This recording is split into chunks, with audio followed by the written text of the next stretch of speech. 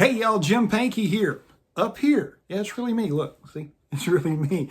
I posted on my community page a week or so ago about an issue that I've had with my ears. And I thought I would go ahead and share that with you and give you an idea of what I'm dealing with. And maybe it's something that you struggle with. And if it's not, whatever you are physically overcoming, I think it can offer you some encouragement as a musician or banjo player or whatever it is you're doing, to give you a little bit of encouragement to just press forward.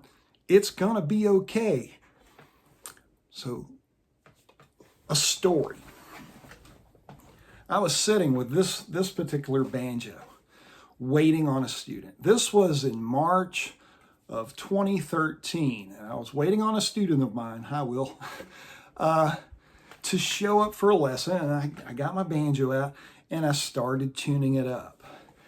And as I was tuning it, I started to hear an extra little something ringing. And this particular banjo, it's real responsive, but there's lots of things that can ring on a banjo. You've got a banjo, so you know that you could have a buzz, you could have something ringing, you could hit one, if you hit one string, then another string will vibrate. And so I was experiencing some things like that, but it was pretty consistent. I would hit a note and then I would hear a ring. I thought, well, maybe it's one of the coordinator rods inside this banjo.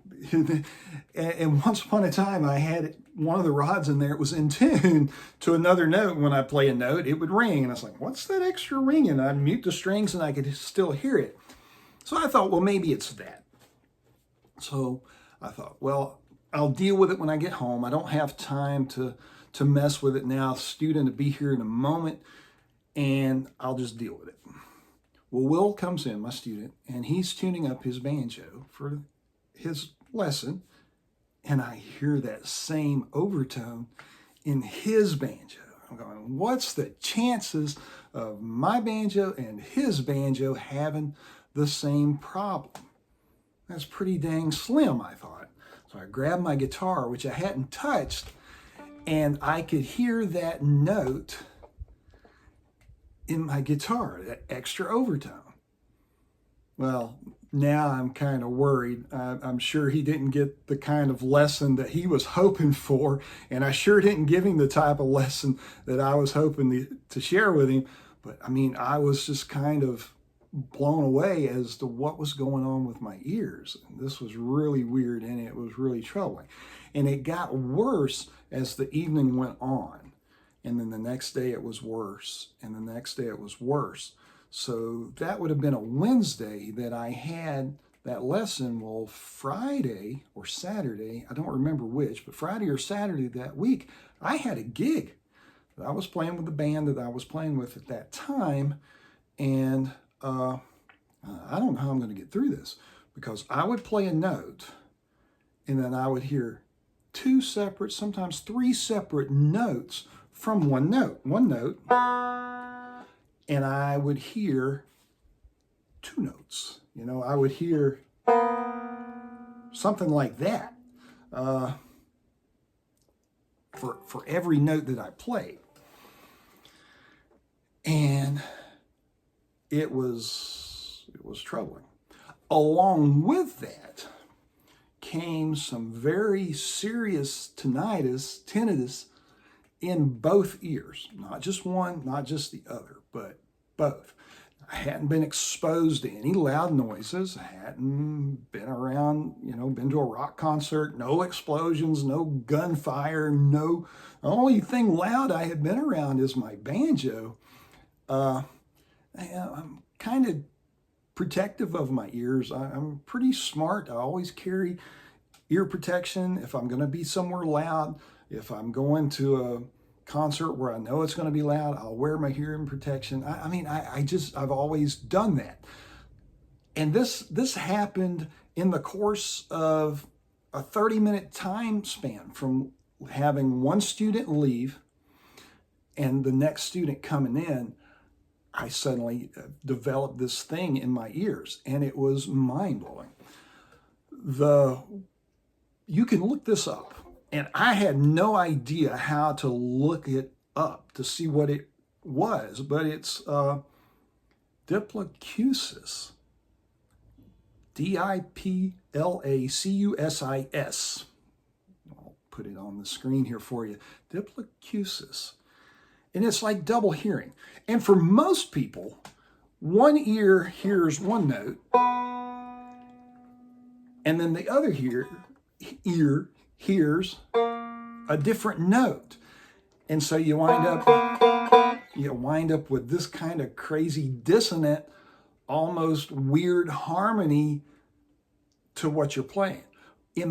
For me, I can isolate notes for both ears. So I can take a set of headphones and play a note in my left ear, and I will hear two notes in my left ear. I do the same thing for my right ear, and I can hear two notes in my right ear. So it's a diplocusis, but it's not just one ear hearing one tone and one ear hearing another tone.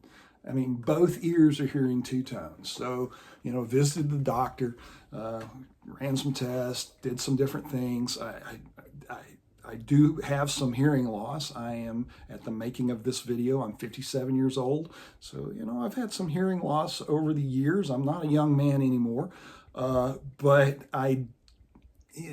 the interesting thing was when I looked at my audiogram, so you got your left ear and your right ear, and they were both, you could almost lay them both over each other, and the hearing loss was like the same for both ears. I mean, they're a matched set.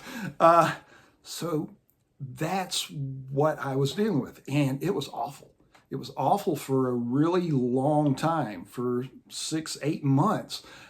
I was playing jobs and teaching lessons and having conversations with people, and I would hear this really strange voice coming back from them. It sounded something like what you're hearing now as I'm talking to you. I've modified the audio so you can hear what I was hearing.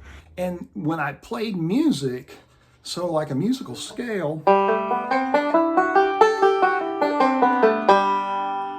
where most people hear that, then you would hear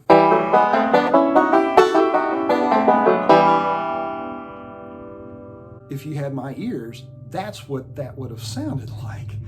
And imagine trying to play musical jobs. Imagine just trying to tune your banjo. It was really, I honestly thought that me being able to play and enjoy what I was hearing was done. So I figured by 2013, I had played a lot of jobs, had done a lot of things, been a lot of places, played for a lot of people, enjoyed teaching, enjoyed doing all of these things. And then suddenly I am hearing garbage for music. And it was devastating. And I wanted to quit. And it was a great source of depression, anxiety, anger, a lot of things. The good news, bad news. Bad news first. I still hear that. That's still there when I play. I hear the dissonance when I play. However, the good news is my brain has pretty much sorted it out.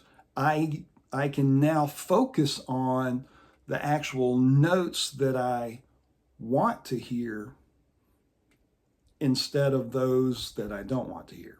Your brain sorts it out. Brain's a wonderful thing. It can do a lot of stuff. But it took a while. And it wasn't overnight. And it certainly took long enough that I thought that I was done musically. But it came back. The came back as in the ability for me to hear and appreciate good music. Any music, not just good music. It allowed me to appreciate bad music. What didn't go away was the tinnitus. It's still there. It's still as loud as ever. Some days it's worse than others. It affects my balance. I used to roller skate. I used to ride a skateboard, used to climb a ladder, used to do all kind of stuff. And those things now are pretty doggone precarious. And I know it's all got to do with my ears. The fact that it's in both ears. If it was one ear, then, maybe there's an acoustic neuroma, I think is what it's called. Or maybe, even like my doctor said, well, if you had a stroke that was causing this, then you have one on both sides. It did the exact same thing because it's both ears. So we don't know, or I don't know what caused this, and I don't suspect that there's really a good answer for it. Certainly done a lot of research, certainly talked to a lot of doctors and a lot of professionals about it. But life goes on and we're able to play. So whatever you're dealing with, whatever your problem is, physical or mental or whatever, you can overcome this and you can play the banjo and you can be a fantastic musician.